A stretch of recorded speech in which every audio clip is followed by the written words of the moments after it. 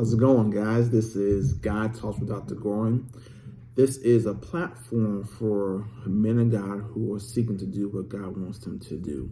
And it's geared towards, like it's said, men of God, husbands and fathers, as well as your interaction with faith.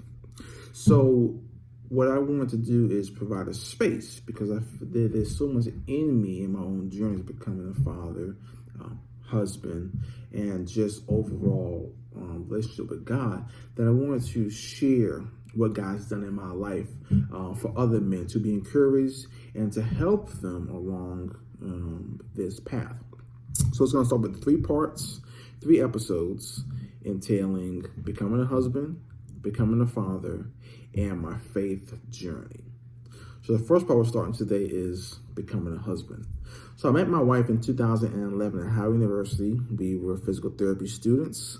And one day after class, I'm studying in the anatomy area, and I had a Bible on my table because I was doing devotions before I studied. And she came across and asked me if I was a praying man. I said, yes, I am. So that kind of started things going, in terms of our talking / dating phases. But a little preview to that was I grew up Seventh-day Adventist. So my first girlfriend was not Seventh-day Adventist. She was actually Pentecostal. So things didn't work out because some differences in our faith we didn't quite see eye to eye, so we ended up breaking up.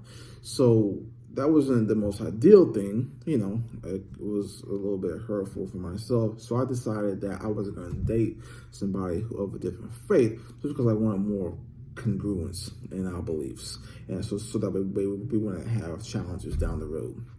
So I'm meeting my now wife. She also grew up Pentecostal. So I was like, man, Lord, this woman checks off everything. Why isn't she Adventist? But put a pin there because I'm gonna get back to that in our coming episodes.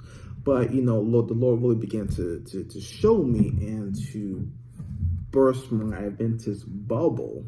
Okay, and I'll get to that a little bit later as well.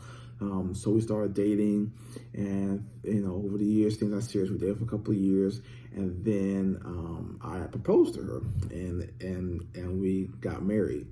So becoming a husband, I said, okay, well, for the most part, we spend good time together, have a nice time. We get a house, have some kids, and just pretty much live a life together, right? But I had pretty much no clue of what being a husband under God's mandates required. So I knew about protecting, and they say provide for your spouse.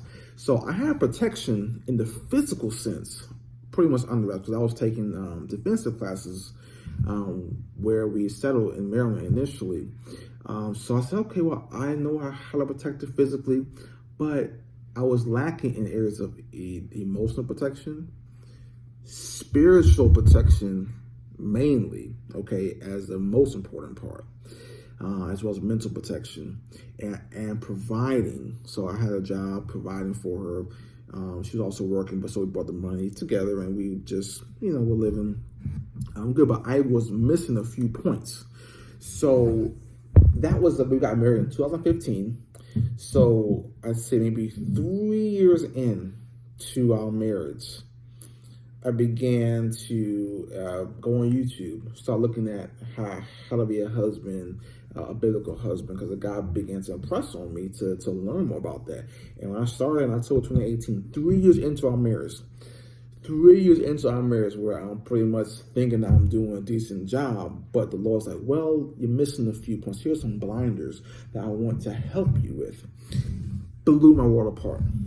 Started learning about warfare, learning about praying for your wife, learning about loving your wife and sacrificing her, be willing to die for her as Christ did the church. Okay, so that really began to open up my world, and it really challenged me, and just encouraged me to grow. And with that, that caused me to begin to seek out friendships and connections with other men who were along that similar path, where I looked up to, who either for long that I was married, long that I was, and had that mindset about, hey, listen, man, you gotta check in with your wife.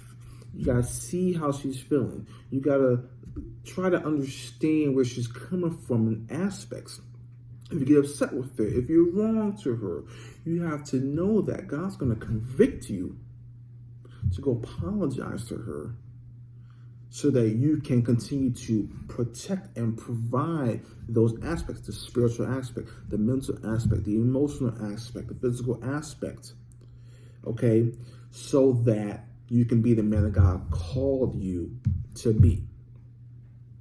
So that's my first part, okay, of this 3-part series of being a man of God who's seeking to do what God wants him to do as a man and as a husband and as a father. So tune in for part 2, which is going to be fatherhood.